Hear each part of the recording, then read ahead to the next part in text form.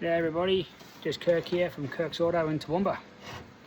So, right beside me I've got my trash can of stuff that I've just kept for the week. And there's a lot of disappointment in here. Stuff that I've pulled out of other people's vehicles that have been rather disappointing. First thing I want to go through is yesterday's job. I pulled out a Hayes Reese brake controller. You've seen these old guys here before, used to be able to pull the emergency across and everything like that. These things are really old-fashioned. They're outdated. They're just, look, it's just old technology. They still work fine if you are into keeping old crap like that. But this is my frustration. This was actually installed by a professional in Bundaberg. And I don't know if you can really see what's going on there. But can you see that gauge of wiring that which comes from the Hayes Reese controller? So see that blue line there? See how thick that blue wire is? All right, that there is what goes down to your brake controller. So that's roughly about 5 mil, 6 mil. And what's going through it is 3 mil. Okay, so this goes from the front of the car, yes, and all that crap that's in there, all this dodgy bird shit that's in there, and then it goes down this 3 mil cable, this whole big bundle from the front of the car through the cab of the car all the way underneath the car down to the back and into the trailer plug. Okay, so I pulled that out and I put the good old Australian made Red Arc Tow Pro Elite. These guys are the go. But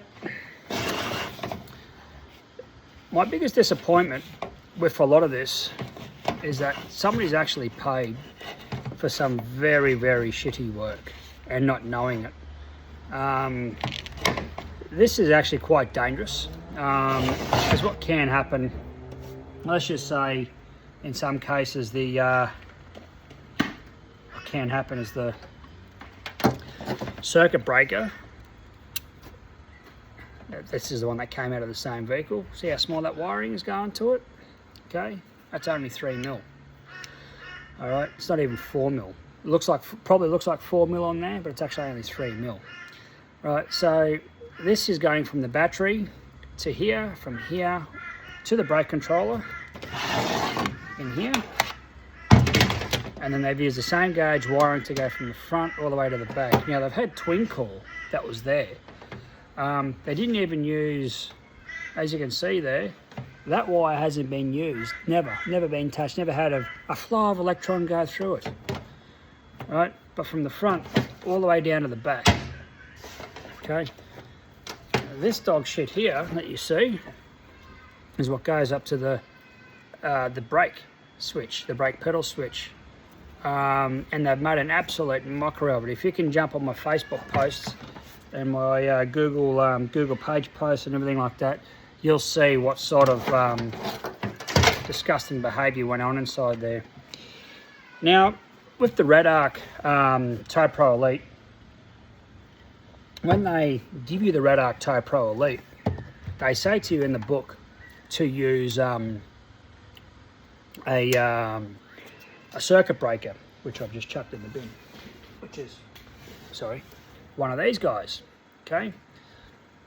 But they don't, they give you an inline fuse, okay?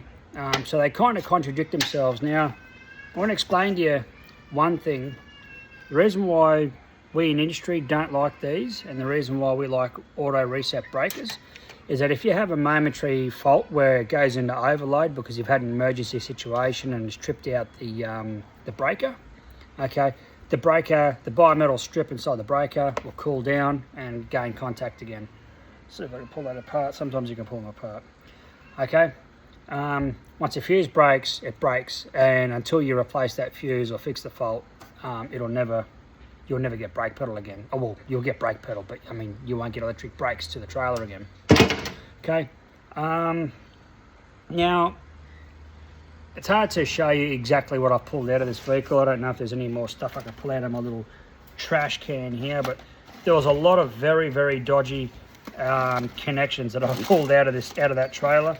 There's your mountain bracket for it and everything like that. But it's just absolutely the worst install that I've ever seen, ever. But anyway, just because you pay a professional doesn't always mean you're getting a good job. This I know was not, and I surely hope not, was installed by an auto electrician, because it was installed by an auto electrician. I tell you what, he'd want a good ass whooping. But this, I reckon, was either installed by potentially a mechanic, or maybe a trailer mob, or just some backyarder, some old toothless tiger. But look, it upsets me to see that someone's paid a lot of money for that, to get that installed. I know that's old school technology. Okay, it might have been an old 100 series Land Cruiser, but the car was in very, very good condition. The owner was lovely, very, very nice. The guy even gave me a hand, and we even had a beer at the end of it. But yes, very frustrating for me to see that this here was supposed to be pulling up a potentially 3-ton caravan. You know, could have ended up in an accident. Could have ended up with a jackknife situation in his hand, or something like that. Could have killed someone. Anyway, guys, that's that one. I'm going to do another video for my next bucket of disappointment.